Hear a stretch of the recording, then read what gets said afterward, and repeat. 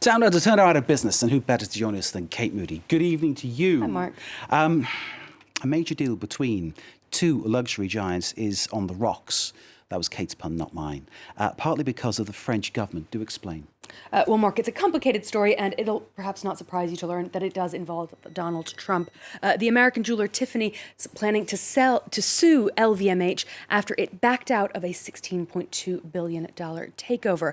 Now, the Paris-based fashion giant said the French government had pressured it to delay the process as it weighed the next move in a transatlantic trade spat. Luke Trego explains. Did the French government just torpedo the biggest deal the luxury goods industry has ever seen? Not according to government sources.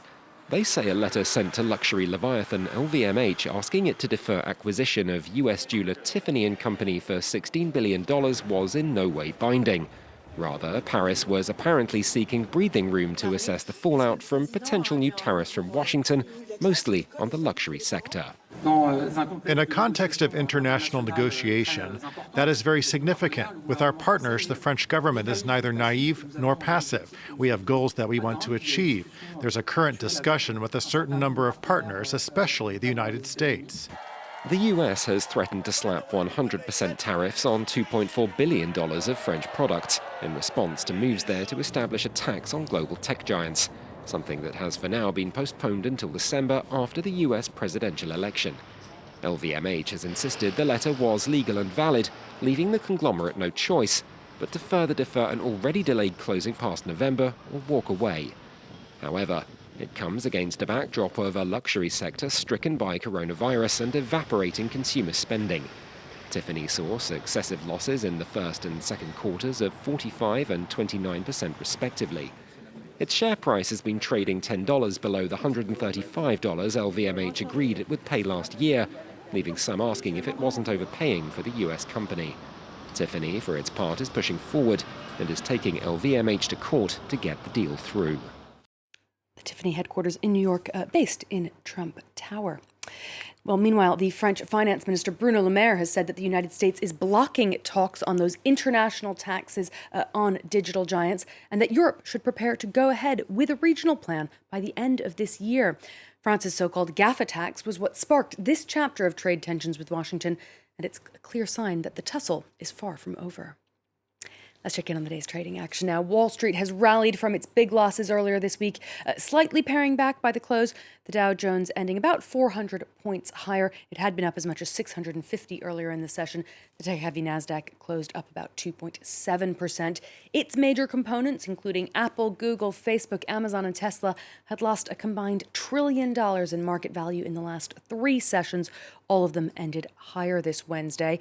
Shares of Tiffany had dropped as much as 10%. They closed down 6%, while LVMH closed flat in Paris. The major European indices also rebounded after their sell-offs earlier this week. The London FTSE 100 and CAC 40 in Paris each gaining about 1.4%. Shares in Frankfurt and Milan were closer to 2%. The British pound, meanwhile, dropped to a 6-week low against both the euro and the dollar amid renewed Brexit uncertainty. Moving on to some of the day's other business headlines now. United Airlines says it's reached a preliminary deal with pilots' unions that would reduce the number of layoffs in the coming months. The carrier had planned to cut or furlough some 16,000 employees. This deal could save some 3,000 jobs. Other U.S. carriers are also planning major cuts starting in October, when the terms of their federal aid packages are due to expire. Ryanair has further cut its annual passenger target from 60 to 50 million, saying it expects this winter travel market to be a write-off. The low-cost carrier says it will further slash prices to entice flyers. Boss Michael O'Leary has lashed out at the British government's handling of the pandemic, notably criticizing its quarantine policies. He told the BBC UK airports should expand testing to allow for the safe return of international travel. And the Trump administration is preparing an order that would ban imports of products including cotton, textiles, and tomatoes from China's Xinjiang region. The formal announcement is pending. It centers around allegations of forced labor and the mistreatment of Uyghur Muslims in that autonomous northwestern territory. And Mark, of course, that region also the focus of a separate controversy with human rights activists criticizing Disney for filming its latest hit, Mulan. Indeed, Mulan filmed in that Xinjiang province where all the atrocities against the Uyghurs allegedly, well, documentary filmmakers have proved they're being carried out, including documentary filmmakers here at France 24. Kate, thank you very much indeed.